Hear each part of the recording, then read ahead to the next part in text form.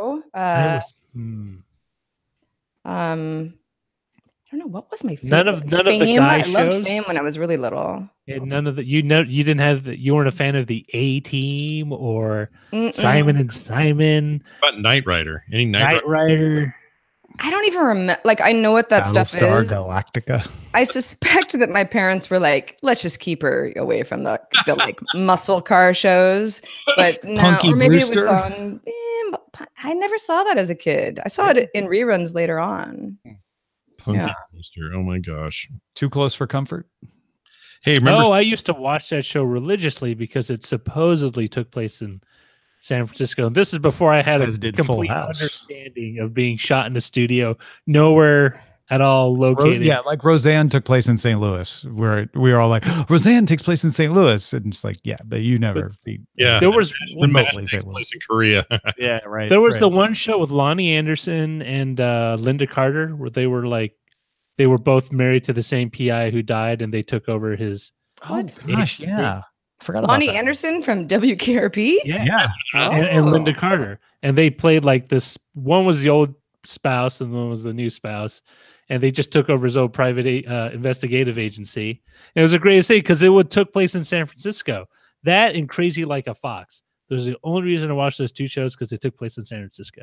I want to go back because I'm fascinated by this idea, Scott, of instead of doing spin-off movies from old shows, do dark prequels to old comedies. Like I want to see a Cheers movie that tells the story of Sam Malone's fall from grace. Sure, why not? They used to do this on TV with him opening the bar. Yeah, it did. They used to go the other direction with Lou Grant was a good example. That thing was like a serious drama every week, and it came out of a laugh track comedy.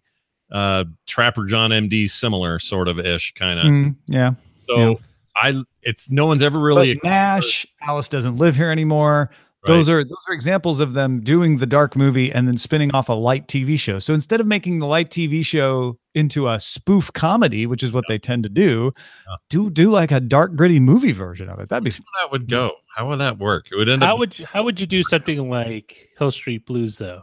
That's a horrible example. Yeah, you don't do that because it's already dark and gritty. 911 or whatever. Don't pick the dark and gritty shows; those aren't going to work. You got to pick shows like Cheers. Yeah, they have to be silly. So you could do like Full House. How would Full House start? Oh, that's a good one. Full House is good. Yeah. Do How did your mom die? Big Bang Theory. The only way I'd watch it actually if you did this idea. If it was a horror movie, became a sitcom, I would totally watch it. Yeah, I'd be all right. Big Bang Theory is just like an out of control, like professor or something. Yeah, I like it. Is it like a slasher experience they all had in undergrad? And they just came together to live together as roommates and became a sitcom. Yep. Ready to go? Yeah. Let's do it. Ms. Lane, if you would do the honors, please. I would. In 3, 2. Thanks to everyone who supports Daily Tech News Show directly. To find out more, head to dailytechnewsshow.com/support. This is the Daily Tech News for Wednesday, July 25th, 2018. In Los Angeles, I'm Tom Merritt. And from Studio Feline, I am Scooter Lane. From studio, the plague is gone finally. I'm Scott Johnson. And of course, with us is our producer, Roger Chang. Hello, how are all of you? We are good. We have a request for a t-shirt, Scooter. Oh, which Scooter do you? Oh, I mean Scooter Lane, of course. Oh, okay. What's that, Tom? Reed Fischler on Twitter asked for a "I'm a friend of Scooter Lane" t-shirt. That's not bad. I love it. We'll see if we can figure that out. Let's sell some teas. Let's start, however, with a few tech things you should know. Tuesday, we reported that Facebook Hong Kong Limited had registered a subsidiary in China. However, shortly after the registration was reported, the online listing in the government database disappeared. A source tells the New York Times that approval was indeed withdrawn. Supposedly, the Cyberspace Administration of China was not consulted by local officials who initially approved the registration.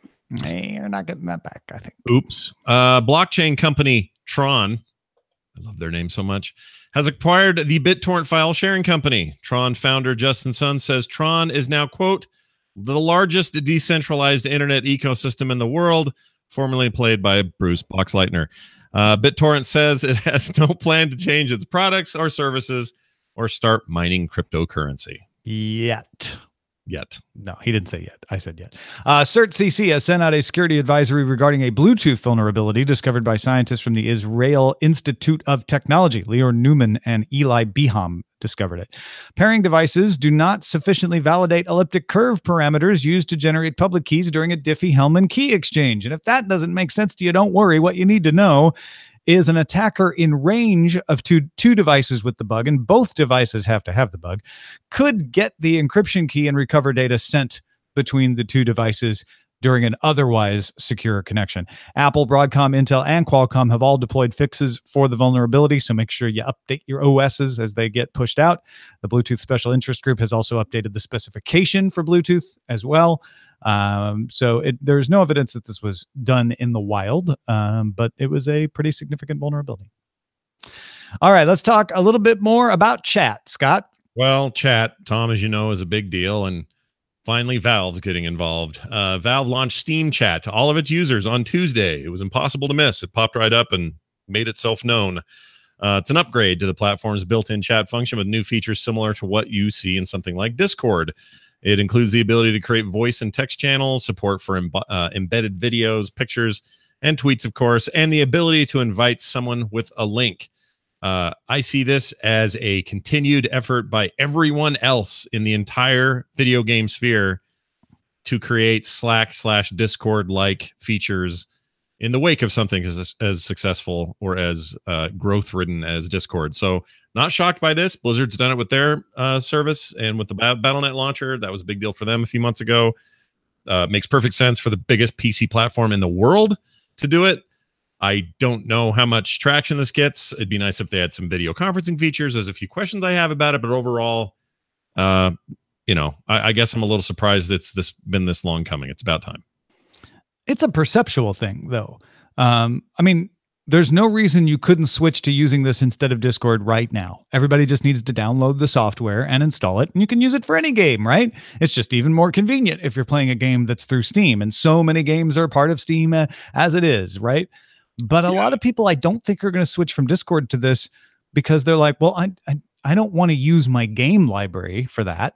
Mm-hmm. When chat first showed up in Steam, it was a nice add-on, like, oh, I can say hi to somebody while I'm in game. Whether Valve can get people to shift the behavior of Discord, which is I'm using this to talk to my fellow gaming friends, whether I'm playing or not, I don't know.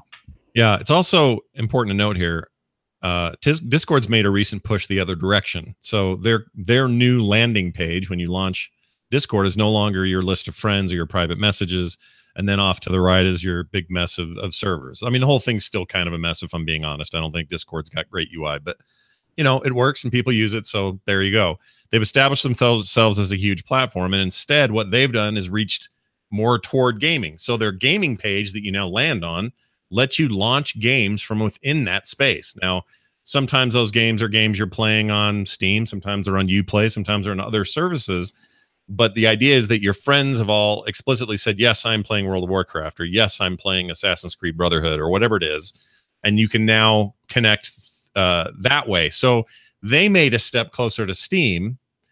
I actually think that means something. I think the long tail on this is Discord makes a play, and there are plenty of others doing this, so it's going to be a very competitive space, but they make a play toward becoming a front end for gaming. Now, whether that's a full-blown store or not, I don't know. That's a long way from where they're at right now. I don't think it has to be a store to be successful. Yeah, it doesn't. Yeah, it could be, though. And that's where this gets interesting, because they don't really have a monetization method right now. They're not making a bunch of money. Mm-hmm. So that could be their way to do it. They've got the hearts and minds. Like, this is actually kind of a big deal for them. So that, to me, is a bigger news than Steam saying, hey, we're expanding our chat platform. My question is, because I started using Discord here on DTNS because we have a Discord channel, and then I have another channel for another show. And the gaming part of it is I'm not utilizing at all, but it's a great chat platform for voice and text. So does Steam care about expanding beyond the gaming community at all? Or do they feel like they're just sort of keeping up with these other platforms to keep their gaming community happy and not going somewhere else? The second thing, I think. I mean, I don't think they think that they're going to suddenly become Skype or anything in that regard.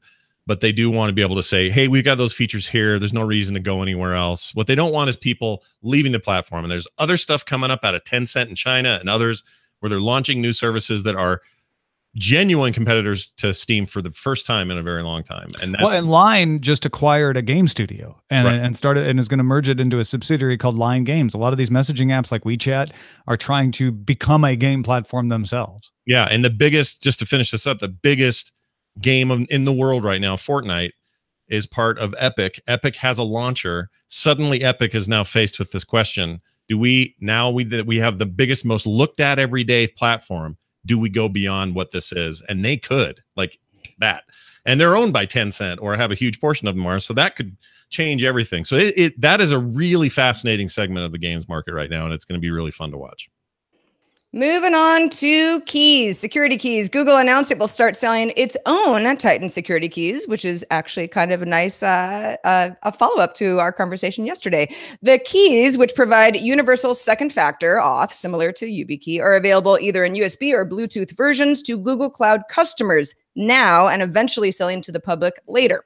Google also introduced context-aware access that lets administrators define information like an IP address or a time of day to help identify the users on their network. Yeah, it's almost as if Google PR decided to push the story about Google Authenticator being used at Google yesterday so they could get 2 days out of the story when they announced that they were coming with their own Interesting keys timing, today. isn't it? I was like, oh, isn't that, oh it's Google's own. Oh, good, yes. But it is interesting that Google's getting into selling these things, especially because at the conference where they announced this, YubiKey is an exhibitor. Yubico, I mean, is an exhibitor showing off their YubiKeys. And now Yubico is like trying to say, well, we think ours are still better because X, Y, and Z. And Google is not working with Yubico. You can still use a Yubico key on your Google account.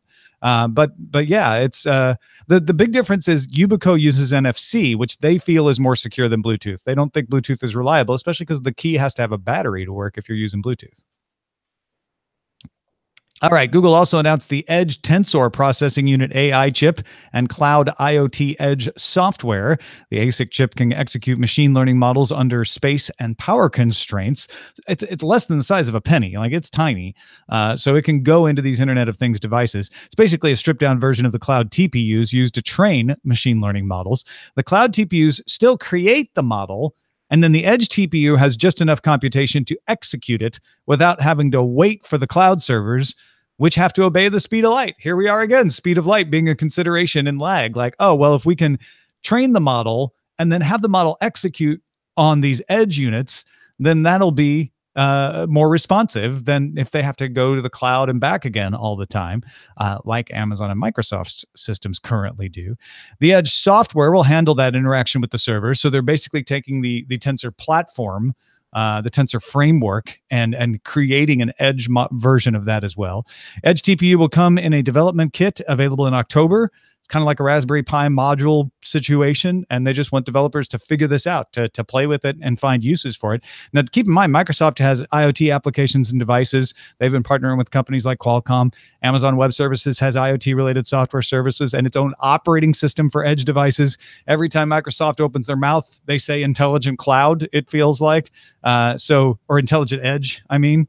We made a big deal about that. It's like, this is the next buzzword. You're going to hear them say it a lot. So this is the new battleground, and Google with this move wants to own the entire AI stack. They're like, you'll use our TPU cloud service for your training your machine learning models, and then you'll have our Edge processors in your devices, and everything will come from us, and you'll be happy. That's what they say. Well, let's hope we will be. I love this stuff because I don't understand it hardly at all. Like, I feel like the entire cloud computing movement is a thing that is just ripping over my head like an actual cloud. And I'm trying to make a shape. I look at it and go, what shape is it? Is that an elephant today? I don't know, maybe. But well, I assume you use Adobe Creative Cloud. Of course. You understand the cloud what benefit I'm getting from all of this stuff. I absolutely know what benefit I'm getting. However, the nooks and crannies, nuts and bolts, very confusing to me. I love that they're going to put these out and just let people go nuts with them. And I like Tom's comparison to like Raspberry Pi. It immediately makes me go, oh, creative people are going to come up with cool ideas and new ways to do this. And I love that. So as dumb as I am about cloud computing and its actual functionality, I'm stoked about. I think you're smart about cloud computing. It's the edge that you're like, well, the edge of a cloud. Hold on, what's that about? Right. Yeah. Also, when I hear Internet of Things, I'm like, what do I have? I don't have a smart fridge. Oh, what do I have? What can I use? You will. But I will. Once they start putting these TPUs and sensors. Fridge at the speed of light. Right. I'm ready. Right. The packaging for Microsoft's adaptive controller, you guys may have seen this at E3 and other events or in places that they've shown it, is also accessible just like the controller itself. The controller has 2 large programmable buttons and 19 jacks for accessibility accessories, which is an enormous number of jacks, to be honest. The package includes loops, multiple access points, hinges, levers, ribbons, make it easy to unpack. We're looking at an animation right now that Roger's showing for those who are listening via audio only. Even if you're someone who uses teeth to open things, seems like you could probably do that. The adaptive controller is $100 and arrives in September and is currently my #1 pick for my favorite giant corporate cool product thing right now. I love that they made this. There's going to be a billion uses for it outside of even just the accessibility market, but them thinking in these ways and quite literally thinking outside of the Xbox is great, and I love it, and I applaud them for it. Well, and you may laugh about opening a package with your teeth if you're not aware that that is a standard procedure for people in certain situations, and it's not a joke. It's like, oh yeah, no, I'm able to open things with my teeth if they're not a blister pack, and this is decidedly not. You can open this in multiple ways, and that's what accessibility is about. Is not just the controller itself, but making the entire experience of purchasing it on an accessible website to opening it to using it accessible. And I that's what I love most about this is Microsoft showing that they really are trying to think about accessibility all the way through the product cycle. Friends that I have at E3 who got hands-on with this thing, the other nice thing to hear is that it's actually nice. Like, it's a well-made product. This isn't just some weird half-baked olive leaf to say, look at us, we're super inclusive, look at our cool ideas to help those who can't help themselves or whatever, and just kind of create a PR stunt. It's not that at all. It's a really nice piece of hardware. I feel like it's just the beginning of what could be some cool stuff coming out of Microsoft. I hope it encourages other companies to do the same. Like, it's just rad top to bottom, and it makes me, I don't know, just really, for me personally, brings out a huge amount of respect for a company that's often perceived as a little cold and you know, dismissive, and I think that's a really good move for them. Yeah, it's clever marketing, but it's also something that you don't see very often. You know, a real nod to people who have accessibility needs and limitations. It's really cool. Yeah. All right, Mozilla Program Manager Chris Peterson highlighted an issue with YouTube's recent redesign that caused it to run slow in browsers except for Chrome. The redesign relies on a depreciated API that is only, or deprecated. Somebody actually corrected me the last time I got that wrong. Deprecated API that's only implemented in Chrome specifically. The solution is to force YouTube to run its classic mode. Firefox users can download the YouTube Classic extension. Safari and Edge users need to use something called Tamper Monkey and a user script. Yeah, they don't make it easy to force classic mode, so you have to do these workarounds. But classic mode doesn't use this API, and even this API, even this deprecated API, will run fine in newer versions of the script package that Chrome runs. But Chrome doesn't run those newer versions. They run Polymer 1.0, Polymer 2.0, or Polymer 3.0 in YouTube. Would mean that this would be not a problem in Firefox or Safari. So we talked about this a little on this morning stream this morning, Scott, but it's my belief that, you know, Chrome and YouTube are not all sitting together hatching a plan. The YouTube people want as many people watching videos as possible. They don't want this to be a problem in the browsers, but I'm guessing it's sort of an internal blind spot where they were all using Chrome and not paying enough attention to the impact of this. And there's probably a lot of work that needs to be done to put Polymer 2 or Polymer 3 into YouTube. And so now they're like, well, you know, we've got so many things on our plate. Where do we prioritize fixing this? Especially if the majority of their users are from Chrome, which they probably are. Yeah, and a fix in the form of a plugin is kind of a bummer. Not really my favorite way to patch. I mean, it's a workaround. It ain't a fix. Yeah, like it's not even really a fix. You're basically running more code to fix a code problem. But I would really like them to fix this because I just think it looks bad. And I know that, you know, I agree with you this morning This isn't like them sitting around going, we've made it harder to use other browsers for a Google product. Now, YouTube wants you to be able to view YouTube wherever you are on whatever device you're on at any time of the day you want to do this. And I saw this problem with Firefox, and it super ticked me off, and noticed that Chrome was running it just fine. So just from an appearance standpoint or whatever, go in there, tweak this thing, fix it, and everybody's happy. Yeah, the nuns used to call this a sin of omission, not a sin of commission. They didn't intend to make it not work in Chrome. They just didn't think about it not working in other browsers. They really come from nuns? I didn't know that. Yeah, in catechism when I was a kid, we would talk about sins of omission versus sins of commission and how they're both sins just because you didn't commit. What's the worst one? That was the point. They're not, you don't get out like, well, it's just a sin of omission. They're like, nope, still a sin. Yeah. You're still condemned to perdition. It was a little harsher back then.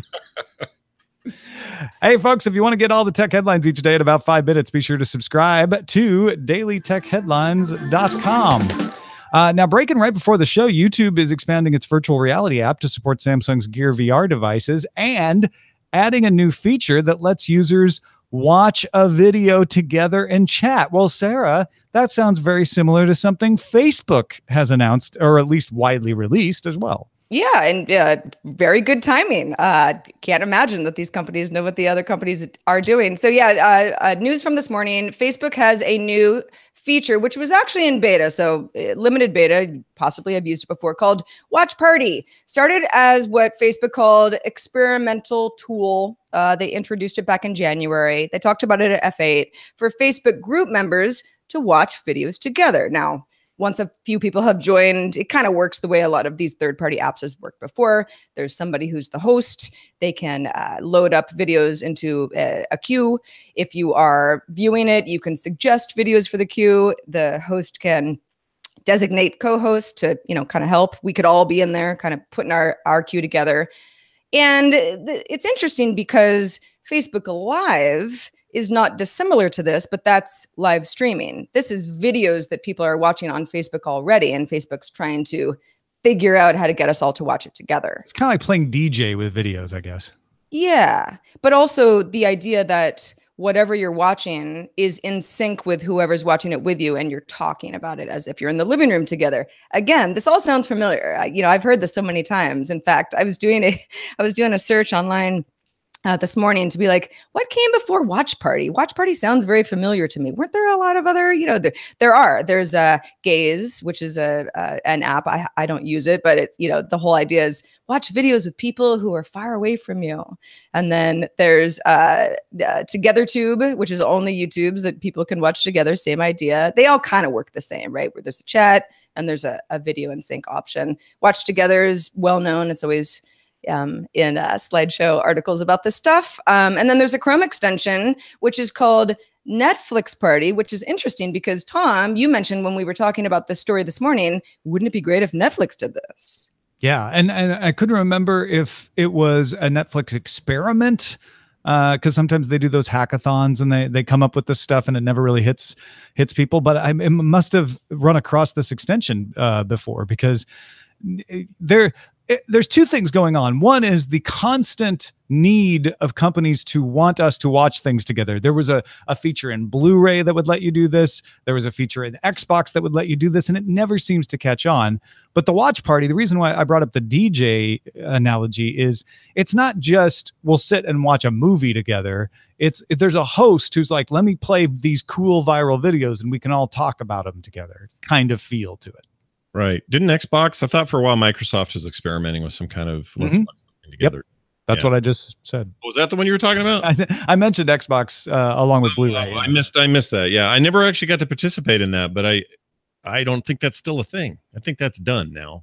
Well, Facebook has been experimenting with a lot more original content. Its watch feature, obviously, is, similarly named to Watch Party. And Facebook doesn't necessarily, that's a little bit different, right? Because they're content partners. This is like, if I'm just going to throw out something on my timeline, maybe if Facebook could make it advantageous for all of us to get together, watch it, spend more time on the network, that of course Facebook would then be able to say, oh, people are spending more time. We like this. Then of course they're going to add this option. I like this option. I would like us all to watch something and have like a really easy way to watch it together. I don't think these things ever catch on because they're only fun for a while. And so they always make good demos. They make good betas because the beta period is short enough that people don't get tired of it, but they don't last. People love it, try it a couple times, have some fun, but it doesn't become a regular thing. Eventually you're like, you know what? I just want to watch. I don't want to have to go show up for the watch party. Like, I just don't think it has long-livedness to it. Not livid, but something like that. Well, so they launched it in January and did a little testing.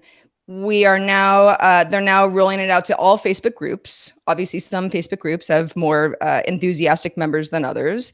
But I think it really depends on, how much is that person who's kind of owning this experience using Facebook already? Is that where their network is? I can see this working really well for certain celebrities and people of interest, but not my profile. Yeah. I've got a pretty active Facebook group for our Tadpool people, and I could see this being really well handled there. And I'd actually say that this is maybe the best application for this sort of thing, because groups are inherently already a thing in theory that you joined in good standing, and that it's sort of a shared, already their shared ideology. It's not just some rando room full of people you don't know who are there to troll you.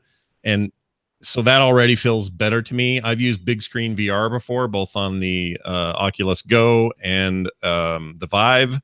And that's a sort of, you can also create private rooms, but that's sort of a drop in, drop out of randos watching YouTube videos, and it can get rough in there. So I actually think this is probably the best place for it, at least as a platform to then expand and do more.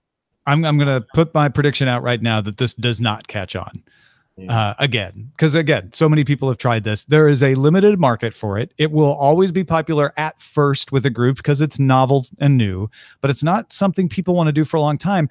What people do want to do for a long time is watch a live stream, whether it's somebody talking while they play a video game or just live, live streaming their life and chatting with folks.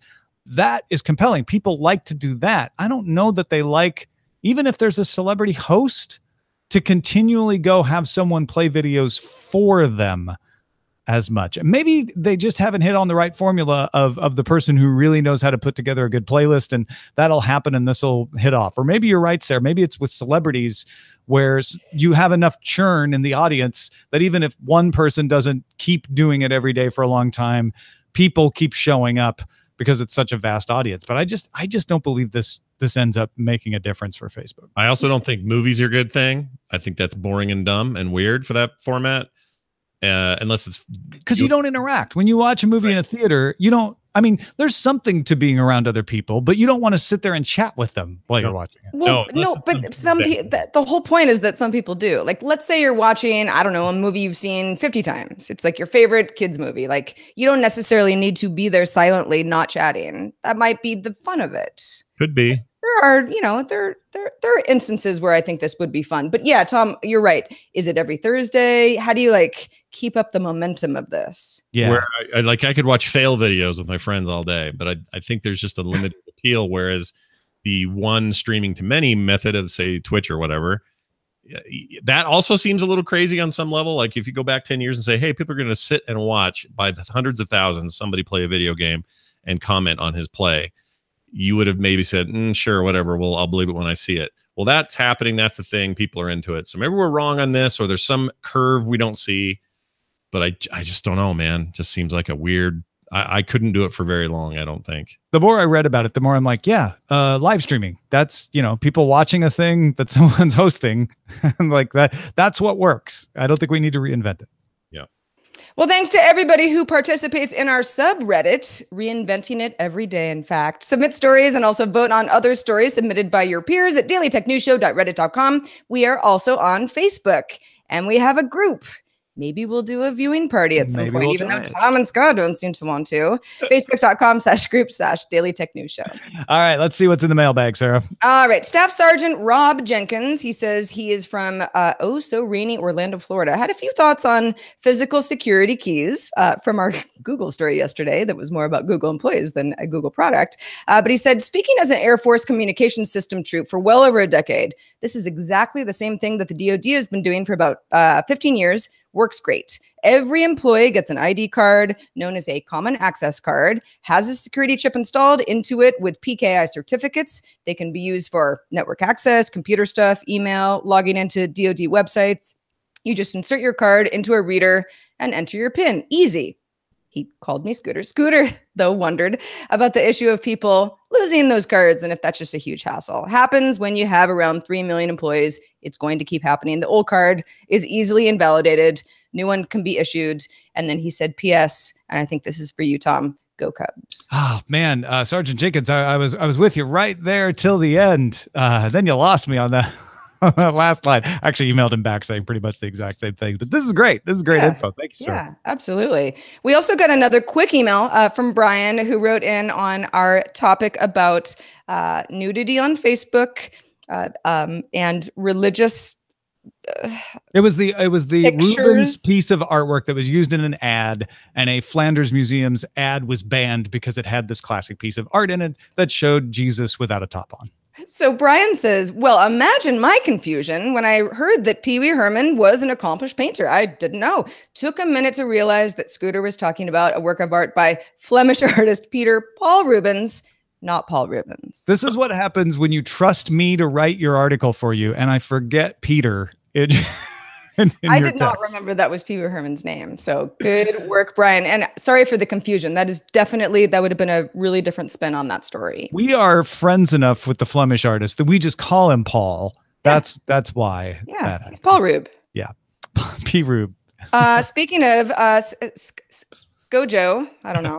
I tried to do that on the fly. That was too hard. Scott Johnson, what's been going on since we saw you this time last week? That's what threw me off earlier because I used to, my nickname growing up was Scooter. So I'm really seriously thrown by that. Hey, there's a lot going on, all kinds of stuff. I don't even know where to begin, so I won't. I'll just tell people to go to frogpants.com and keep an eye on things. There's always something going on. There's plenty of shows happening each and every day. I do not just this on Wednesdays, but I do a show with Tom usually on Tuesdays, although this week it'll be on Thursday, called Current Geek. Very excited about that.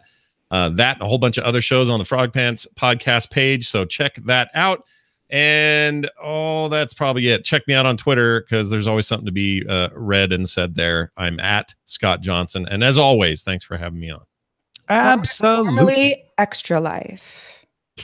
Thank you to everybody who supports the show directly. There's all kinds of ways to support the show. If you just listen to the main show, there may be ads in there. That helps us out.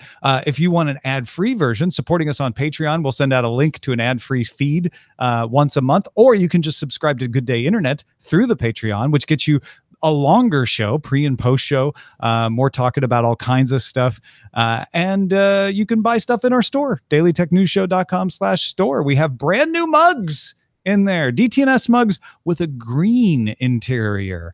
Get them while they're green. dailytechnewsshow.com/store. You know what else we have? We have an email address and we'd like you to use it. Feedback@dailytechnewsshow.com is how you can give us questions, comments, submissions for topics, something you heard about last week, all of that. We are also live Monday through Friday at 4:30 p.m. Eastern, 2030 UTC. Find out more at dailytechnewsshow.com/live. Back tomorrow with Justin Robert Young. Talk to you then.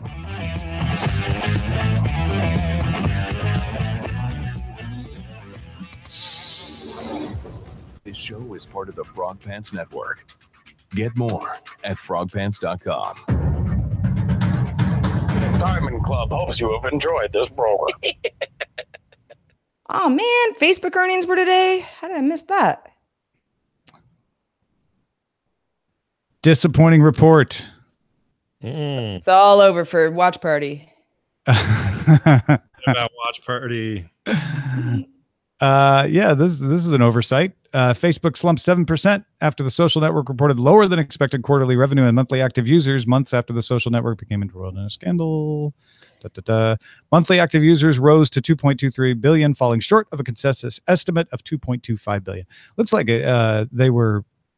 these earnings came out 11 minutes ago, so I don't think. It wouldn't. Yeah, But like we can parse and weren't people just freaking out? I swear it was yesterday. They were just talking. Well, I guess it would have been last quarter, but they were talking about how impressed they were with the numbers, despite the controversial hearings and everything else. Well, yeah, 3 months ago when their last quarterly report came out. Yeah. But I mean, the headline, I hate headlines. Well, but I think that was more focused on user growth because the whole story was people no longer trust Facebook. They're all leaving. And then it's they really weren't. They weren't. Exactly. Yeah. Also, impacts to advertising and things like that don't happen fast because there are contracts and plans. And so you're more likely to see an impact from all of the hearings and stuff 6 months later, which is about now, right? So, yeah. Not shocked by that. Qualcomm says it's dropping its offer to acquire NXP too. It's just taking too long. Yeah. But they'll owe $2 billion if they do. You have to pay the breakup fee. $2 billion. I wish I had $2 billion. Well, I'm sure you do. It would take even more. I do too. AMC fully reinstates Chris Hardwick as Talking Dead host. Oh. So many things breaking. I have so many thoughts about that, but it's just, I don't know, too personal, you know? Yeah. Like personal stuff. I hate talking about other people like that, but I know things. Well, then you go and say that. And what things do you know? No. Also, I want to say to Scooter X, we value you in the community. We're glad you're around. And to the rest of the community, please don't ping Scooter X every time we call Sarah Scooter. Oh dear. Scooter X. I'm so sorry. It's just like, I was kind of going to just go back to Sarah, like, haha, that was a joke, but it seems to have been picking up steam. It caught on quick. All of my emails are addressed to Scooter. And I love that. So I'm like, all right, maybe we keep it. Where there's Steam, there's chat. YouTube. Oh, like where there's smoke, there's fire. Yeah. Having your Discord on Steam. Facing the same thing on Facebook. What? I don't get that one. I think you'd be all looking at the same thing on Facebook. Oh, looking at the video. Facing the same thing. Will Facebook's watch party have long lividness? TM, but it's too long. LIVID, livid. I do like where there's Steam, there's chat. I wish that was a bigger story, but I guess it's pretty big. We could probably use that because it is clever. Yeah, I don't chat with a lot of people. I chatted with 2 people on Steam. Fridge at the speed of light. What will it do? YouTube's sin of omission. Scooter Lane and Scooter Johnson. So we've got Scooter X. Scott just happened to be named Scooter or nicknamed Scooter when he was younger. Took him the entire show to mention that. And then there's me. Yeah. Scoot Cube. This is good company. I'm into it. In the pre-show, we talked about Muppets, and Scooter was a cool Muppet. All right. That's who I think of. He was the producer. He was the one that got everyone for Google in line. In the last movie, Scooter worked for Google, or the movie before the last, and then they hired him away to work for Kermit again. Really? Oh, you mean for the TV series? I am not in the loop on these storylines. I don't remember. Oh, the recent one where not the new one, but the one right before it. So this last one had Ricky Gervais in it. The one before that had the dude from Freaks and Geeks in it. Yeah. I know that like Great Muppet Caper and Muppets Take Manhattan and like the old stuff. Is it still funny? Are these movies still funny and adorable in the same way? I thought the one before last was. I didn't see the last one, and I actually kind of liked the show. I thought that format was pretty fun, but I don't think it's on now, right? It got canceled. It bums me out. I just want more Muppets in my life. That's all. I probably irrationally want to name the show YouTube's Sin of Omission, but I can be overruled to where there's Steam, there's chat. They're both. Oh well. As I started that sentence, they both had the same number of votes. But yeah, I accidentally clicked on it. Oh, that was you. Okay. I will. You guys break that tie. All right. Rock, paper, scissors. I'd go with Steam. We talk about YouTube more than Steam. Teen Steam. Wait, it is. We talk about YouTube more than Steam. So I mean, just Steam? Like in a headline, someone might be like, "Oh, Steam." We mention YouTube more often in a headline than Steam. I get it. I thought you were saying on the show we talked about it more. That's no. I'm slow. Yeah, just variety, spice of life. They could totally do something with Alyssa Milano on Steam. I will say, going back to Muppets, that because I watched so much Muppet Show and Sesame Street, like probably longer than any other kid. It was really a big part of my life. When Jim Henson died, I can't listen to Kermit, even though the Kermit voice has been the Kermit voice for a really long time. I can only listen to the old version because it's not close enough for me to like not feel it's really weird. Not there. I kind of agree. It's really hard. However, I make allowances for that Christmas Carol thing they did. It's my favorite thing, and it's post Jim Henson's passing, and which really bums me out. But I can live with it. I mean, they did a fine job at getting a very similar voice, but you can tell.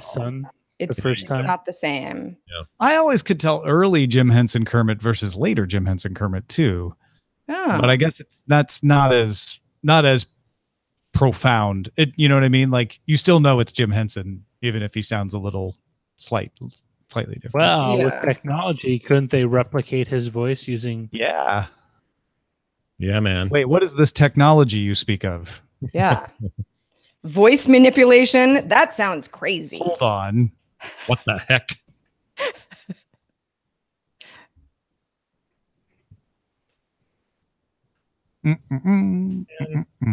So Scott, I'll just keep sending you Utah VC stories. I'm sure you. I like those. That guy really does feel like somebody I would like bump into at a Costco. He's so Utah. Everything about him. Really? Yeah. It's hard to explain, but he's just got that. Does he have a name? Hey guys, I just graduated BYU and I'm going to get second round of funding on my. It's just so. Well, you know, when I worked at TechCrunch, one of the writers, the senior writers, was Sarah Burr, and she grew up in Salt Lake City, and she was always talking about like, there's actually a really cool tech scene there. Oh, yeah, you have to, seek it out a little bit more than Silicon Valley, but there's a lot going on. Yeah, there's a ton going on. There's all kinds of weird startups. I mean, we were famous for WordPerfect starting here and Novell and all that. That's kind of old school, but these days there's a lot of weird new tech. And then offices for like everybody, Intel, Microsoft, Adobe, they've all got big campuses here for stuff. I don't know what they all do, but I know the Adobe one is mostly connected to like their evangelist stuff that I guess Veronica's working on now. Yeah. Oh, we can say that now. Good. Oh, I assume we can. She started. Yeah. I saw an announcement. So yeah, I think I knew she was going there a long time ago, and I couldn't say anything about it for the longest time, so I haven't. But I guess now it's you safe. And your movies and your Veronica news. But yeah, she's an Adobe evangelist. That's awesome. Yeah, it means that she wears the gown, and then she stands at a podium. Yep, and she preaches. She's like, Photoshop. Have you seen the changes to Photoshop? No, that's not what she does. That's excellent. And she is able to be based out of San Francisco. Yeah, absolutely. Which is great. She's also still working on the audiobook for Gallium. We were supposed to do another recording session, and her new Adobe friends took her out for drinks on her first day. Uh-oh. No, it wasn't like that. It was more like, oh, I forgot that her first day was a Monday and we were supposed to record on a Tuesday, and then the Tuesday ended up, or something like that. Anyway, because she had been in orientation, they didn't get a chance to take her out for welcome drinks until the same day they were supposed to record. Anyway, we're recording on Saturday, so it's all good.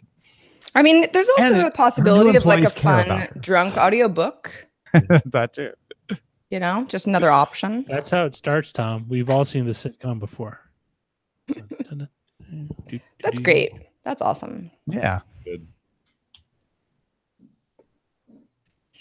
I'm pleased for her, but that's also part of the explanation of her not doing DTNS stuff, is she can't really do both of those.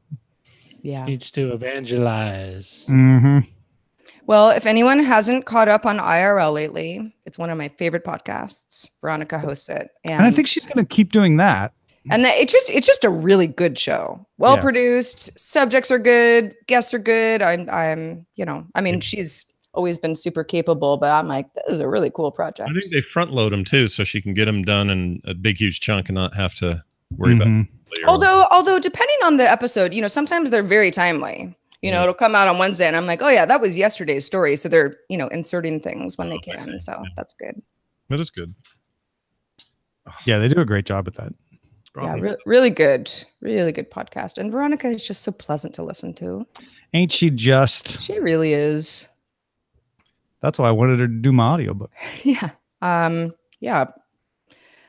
Very offended, just for the record, but okay. Hey, I've got other books. Right. Eventually you'll come to me. If you're not kidding, I will come out. I will take you up on that. I'll read your book. I don't know. I mean, I think some people have a better audiobook voice than other people. I don't know what those parameters are, but you know it when you hear it. I'm not sure if I have that. I think you do. Probably depends on the book. Yeah.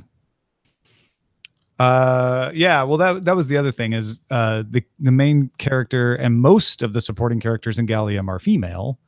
So that makes it easier. That's why I didn't want to read the book, because I'm like, this is me. But you're not using a bunch of voices. No, Veronica's still reading all the male parts too. It was just 70% of the characters are women in Gallium. So I'm like, let's have a woman. Yeah, you wouldn't be like, hi, or like feeling, oh, this is not working out. Hi, is this a woman's voice? Hi-ho. It all sounds like Mickey Mouse. Oh, sometimes it happens. It's who's the guy that does all the Stephen King Dark Tower books? George Guidall. Guidall, yeah, he'll do the female voices here and there, and it's there's plenty of it happens all the time, right? Sure. It's just not great. It depends, and there's if the book only has a couple of characters that you have to cross over, that's one thing. Yeah. I mean, has there been any audiobook that has a bunch of characters, like a lot, where they're all different voices? A lot of readers. There's two different ways to approach it from what I've seen as a listener, which is there's the Will Wheaton way, where he slightly alters his voice, and he's such a good actor that he can make it work. But he doesn't try to do voices, right? But then there are other people who full on like, I've got the rough voice for the minor. No, I'm talking about different people. Oh yeah, Rob Reed did that with After On. Yeah, no. How many voices were there total? I shouldn't say all of them, but a bunch of Star Wars novels are like that. They just sound effects. Yeah, I'm sure they exist. I just haven't really heard any. Yeah, After On, I was the voice of the New York Times. Leo Laporte was the voice of Ars Technica. Felicia Day was the voice of a reporter who blogged. And then there was, I think it was, what's his name? John Hodgman did the voice of these Amazon reviews that were part of the book. Like, great. It's a huge cat. Yeah. World War Z was like that, the original book adaptation. Oh, right. Yeah. Well, because nothing would stop you, right? I guess just most people are like, if you get one good voice, just get it over with. Because otherwise cheaper, you're doing like an animated movie with, microphones and people together and stuff. I feel like I enjoy them more when it's one good voice, because then it's back down to, it just becomes my internal voice. So back down to me and my imagination, and less about me going, oh, that's Alan Alda in the role of whatever. And once I'm into a book, if it's a male reader doing a female voice or vice versa, it doesn't stick out to me anymore. Like it never hits me. So I like if they vary the tone, maybe even the accent a little bit, depending, but I don't need them to all be entirely different voices. Well, yeah, because you don't do that in your mind, really. I don't know. Maybe we do a little bit, but when I'm reading, I'm not trying to do voices for myself. I'm just reading. You know, you kind of want it to just be simple so that you escape from, Right. you know, you get into the story. I think I prefer reading over audio these days. I go back and forth. It really depends on when you ask me. I prefer reading too, but I get so tired. It's like I only really have time right before bed, and reading a book is like I might as well take an Ambien. I mean, that is absolutely where I am. Like I prefer audiobooks simply because I will get more books read that way.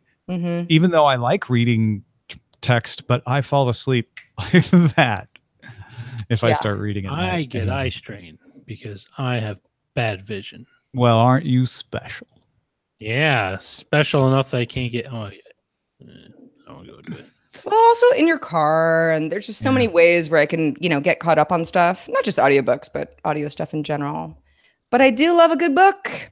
You know, with self-driving cars, you can just kind of kick back and read the old-fashioned way.